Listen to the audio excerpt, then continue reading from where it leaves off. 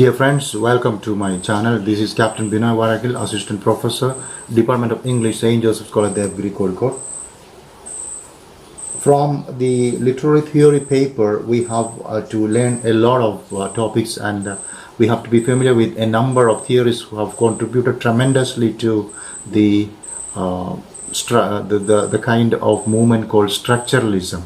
And we will be in this series of lectures, we'll be looking at structuralism and of course post-structuralism.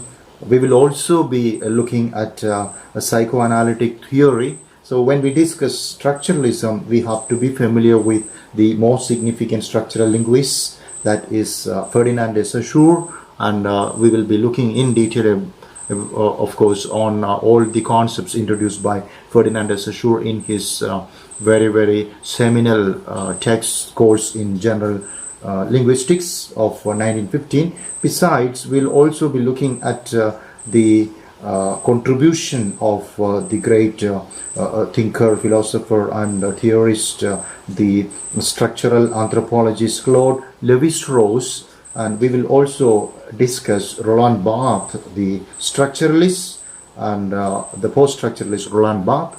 We will also look at structuralist narratology. So this is the lecture. This lecture is on the structural anthropologist Claude Levistros, and we are looking at the contribution of Claude Levistros to structural anthropology, or why is he known as the very founder of structural anthropology, or what's his contribution to structural anthropology. Okay, and when we discuss Claude Levistros, we need to be very sure about the very biographical details of Claude Levistros. We should remember the places he worked. Say he worked in France for some time. Later he worked in worked in the United States of America, and he became a friend of the great Russian-American structuralist Roman Jakobson, and initially an anthropologist. Later, under the influence of Roman Jakobson, becomes a structuralist, and he, of course, later contributed to the structural anthropology, and subsequently a number of concepts were contributed or invented by this great theorist Claude Levi-Strauss. Say, for example, he introduced the terminology known as mythemes, and we need to be familiar with mythemes, right? Similarly, we have to be familiar with the structuralist theory of mythology. That is a great contribution of Claude Levi-Strauss. So what do we understand by structuralist theory of mythology, and how does Claude Levi-Strauss apply the concepts of Ferdinand de Saussure structural linguistics in the analysis of myth and mythology? That is, how is lang meaningful in the analysis of a myth or mythology? Similarly, how is a parole meaningful in the analysis of a myth? Similarly, we have to be careful about another contribution, another terminology that is associated with Claude Levi-Strauss, that is binary opposition theory. The theory or the concept of binary opposition is invented and introduced by Claude Levi-Strauss, so we need to be sure about what he means by binary opposition and the significance of binary opposition in, of course, structuralist anthropology. And besides all this, he also came forward with another terminology which is known as kinship. And what is kinship, and what is the significance of kinship in the analysis of myth, or the significance of kinship in structuralist anthropology. So these are the important concepts and terminologies and points and ideas we need to be familiar when we discuss Claude Levi-Strauss, the great structural anthropologist. Okay, so that is an introduction, and now we begin our discussion of the biographical details of Claude Levi-Strauss. So as you see in the slide, Claude Levi-Strauss was a French anthropologist and ethnologist whose work was key in the development of the theory of structuralism and structuralist anthropology.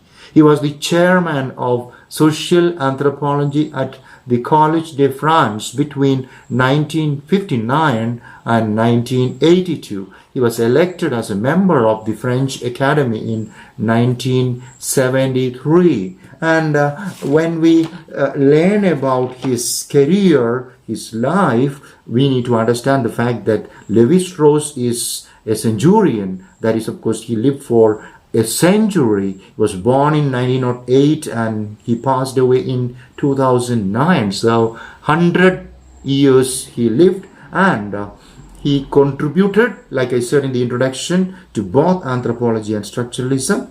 He is, of course, famous as a French anthropologist, and he is called the father of modern anthropology. So he is called the father of modern anthropology because of his contribution to anthropology. And his significant article, The Structural Study of Myth, Levi-Strauss develops the concept of mythology as culturally distinct from religious anthropology. And in the year 1955, he just published a very famous title, which is Tristes Tropiques, Tristes Tropiques, or Sad Tropics. So this most famous title of Claude Levi-Strauss is so important in the study of anthropology. It's a famous anthropological work of Levi-Strauss, and it's in fact his memoir. And in this memoir, Tristes Tropiques, Levi-Strauss writes about his travels and anthropological studies, and he studied about the native tribes of America, and all his findings of the life and the culture and the conventions and customs of the native tribes of America became the concluding points in Tristes Tropiques of 1955. So he started as an anthropologist, and he taught in France during the time he was an anthropologist, and later he went to United States of America, and he came across the Russian American linguist Roman Jacobson, and their friendship was very deep and strong and intimate, and Jacobson influenced Levi-Strauss in a very convincing way, and under the influence of Roman Jacobson, Levi-Strauss became rather interested in structuralism, and slowly Levi-Strauss started to apply his structuralistic ideas into anthropological studies. And the most important study of Levi-Strauss is on myth. Okay, so this very article, The Structural Study of Myth, is about mythology as culturally distinct from religious anthropology. And now let's just move on to the next slide. So Levi-Strauss argues that recent scholars have interpreted myth as a social phenomena, whereas it was once thought to be an outgrowth of the natural world. And Levi-Strauss sees myth as a third structural element of language, following Lang, the structure system of signs, and Parole, the individual words or statements. And here we have to just remember Ferdinand de Saussure, Say we remember the important concepts like sign, signifier, the signified, lang, parole, syntagmatic, paradigmatic, synchronic, diachronic, the value of the sign, etc. So all these concepts of Ferdinand de Saussure, that is of course course in general linguistics, is becoming very, very meaningful in our discussion of Claude Levi-Strauss, because Levi-Strauss is depending on all these themes of Ferdinand de Saussure. Okay, so as I said, Levi-Strauss is well known for his analysis of the myths. The way Saussure is famous for, of course, famous about the science. And he says that myths call for an explanation in the context of language. Myth is language functioning on an especially high level. This is very, very important. Myth is language functioning on an especially high level. Okay, and let us now understand how myth is language functioning on an especially high level. Okay, so Levi-Strauss analyzed the myth systems of the primitive tribes, and all the myth about the tribes were studied in detail, and he tried to translate the myths. And when he tried to translate the myths, he just found the fact that, okay, no meaning is lost in the translation of myths. No meaning is lost in the translation of myths. When we translate a poem from one language to the other, or when we translate a novel from one language to the other, maybe meaning is lost or meaning is deferred, but it doesn't happen when we translate the myth in different languages and cultures to, of course, write another language. So he says that the reason for this no loss of meaning in the process of translation of myths is because all myths, rather in the myths of all cultures, there are certain components that are always similar, and these components, the similar components in all the myths and cultures in the communities are what, according to Levi-Strauss, is known as mythemes. So mythemes are the smallest component parts of a myth. These parts serve as the narrative of a myth. Meaning is arrived only by differences within a system. Mythemes are individual units of a narrative behind a myth. This concept of mytheme has been borrowed from Saussure's structural linguistics. Levi-Strauss is well known for his analysis of myths, the way Saussure is famous for science. Levi-Strauss analyzed the myth systems of primitive tribes, and all the myths about the tribes were studied in detail. And he said that there is no meaning loss in the translation. And he said that the components of each and every myth are mythemes, and mythemes are like phonemes and morphemes in structural linguistics.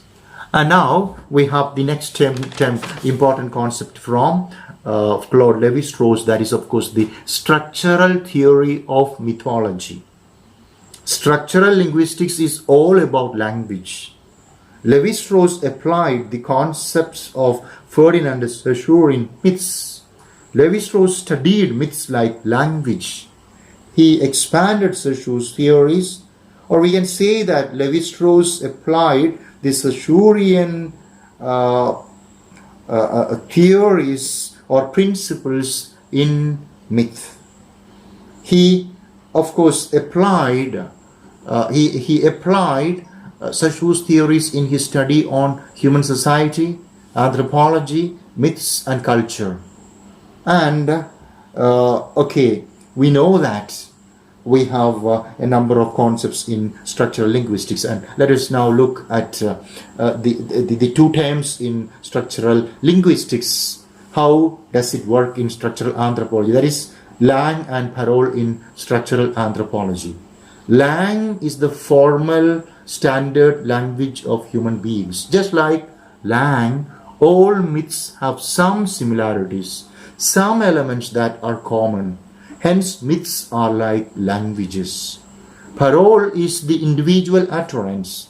Same way, although there are similarities in myths, there are also variations and diversities. These variations in individual myths come under parole.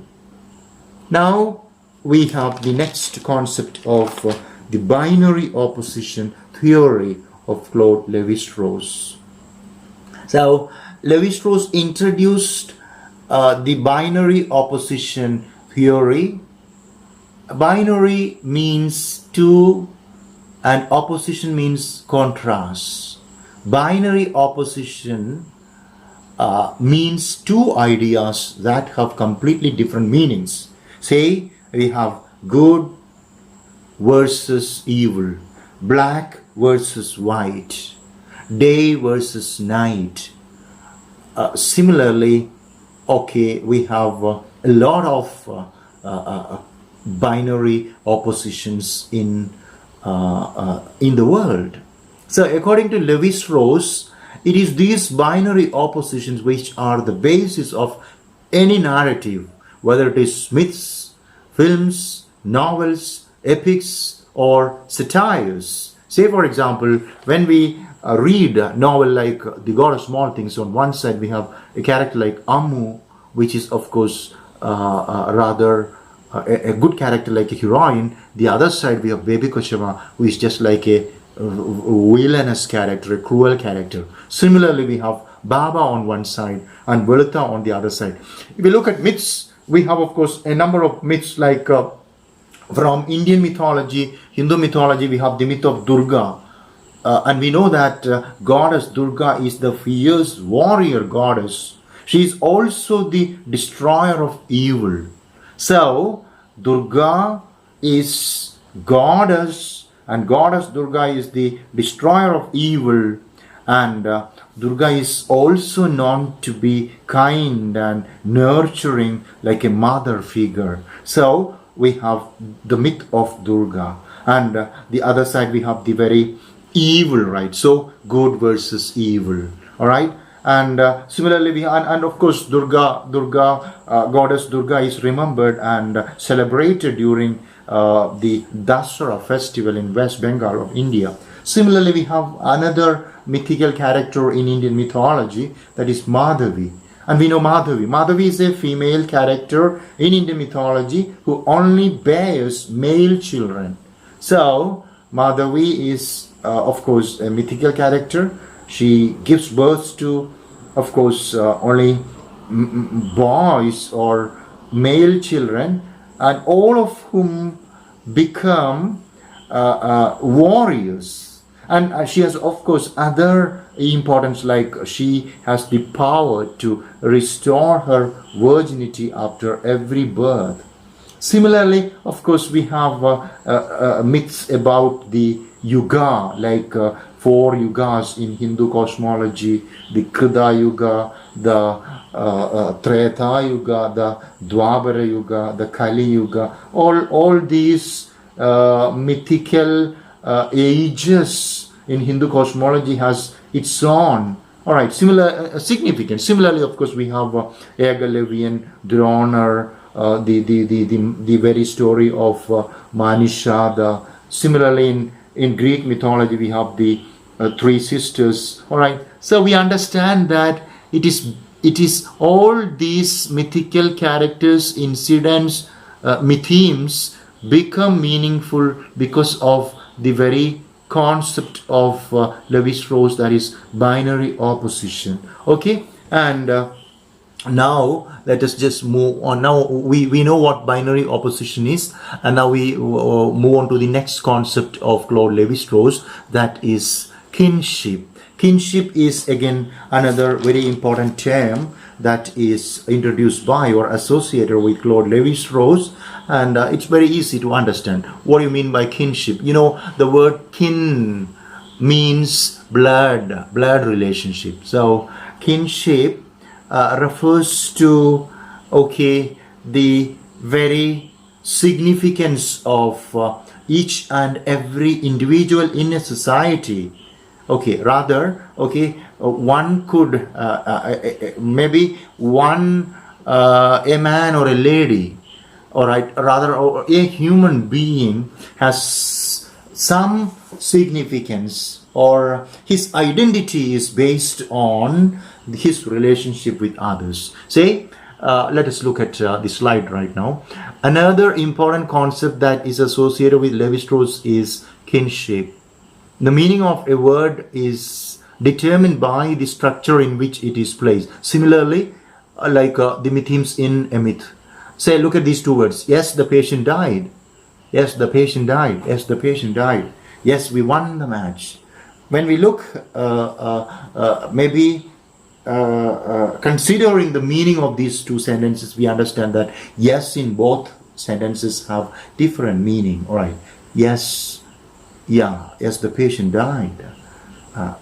When you say that, there is some pain, right? But when you say yes, we won the match, although it is of course the same kind of yes, same script, same sound, same phonemes, but the meaning is different, right? So in a particular structure, a word is maybe more meaningful than the same word in another structure. Similarly, the identity of a human being is based on his relationship with others. Say, Mr. X can be good to some of us. He may be a nasty person to some others. Say, for example, I may be a good teacher to you, okay, when I teach you in the first year, right? But second year, maybe after some internal examinations and of course some other examinations, right?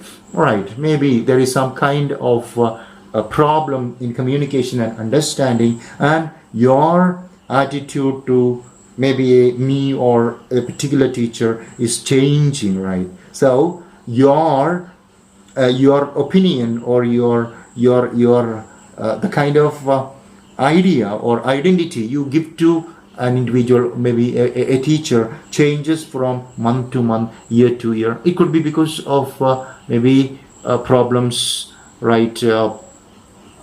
Maybe the problem of the system. It could be anything. Say, for example, you can say that an individual has different identity. An individual can be maybe a student, maybe a teacher, maybe a brother, a dad, a son, husband, a helper, an enemy, a villain. So this kind of identity human beings and characters receive is what Claude Levi Strauss mean by kinship, and that is not in the case of human beings alone. That is in the case of every component of any structure, every element of any structure. So the meaning is of course changing or different when it is fixed in a different structure. So please remember this idea of kinship. And now we come to the last concluding slide of Claude Levi Strauss. This is just a basic preliminary lecture on Claude Levi Strauss, that is of course structural anthropology. So what is structural anthropology? Structural anthropology is a school of anthropology that is based on Claude Levi Strauss' idea that unchanging deep structures exist in all cultures. Hero, villain, good, evil, God, Satan. Alright, so unchanging deep structures exist in all cultures. Similarly, all cultural practices have similarities in other cultures. Look at the Western Christian cultural convention of baptism. Same practice is practiced in other communities, like we have Ubanayanam, we have in Kerala, in a particular community, we have Mudi Kalachil, we have Choruna. Then for birth, for death, for marriage, for of course different events in the life of everybody. There are cultural practices, rituals, conventions, customs, and Levi-Strauss is of the opinion that the cultural practices have similarities in all cultures. All right, and now of course all these ideas of Claude Levi-Strauss can be found in his seminal title, his important work, that is of course significant, very significant in structural anthropology, is The Savage Mind of 1962. Okay, so the most important work of Claude Levi-Strauss on structural anthropology is The Savage Mind. It's published in 1962. So with that, we come to the end of the discussion of Claude Levi-Strauss and structural anthropology, and I hope it is clear to everybody. So keep in mind the most significant points about the life of Claude Levi-Strauss. Similarly, remember whatever he speaks about Mythemes and his idea of structuralist theory of mythology, Lang and Parole in myth, and binary opposition theory, and kinship. Thank you so much for listening. If you find this lecture useful or meaningful, please just like it. You can just comment your words of appreciation under the video. So also you have any queries, you can just ask. If you want me to make some video lectures in future about a particular area, you can even just mention that in your comments. I'll try to make such lectures in future. So you will have of course a lot of lectures in this series on structuralism. We will have lecture on Roland Barthes, lecture on Ferdinand de Saussure, structuralism, structuralist narratology. Afterwards, Derrida, post-structuralism, thereafter of course psychoanalytic theory, and we will also discuss Sigmund Freud and Lacan. So meet you in the next video lecture. Take care. Bye-bye.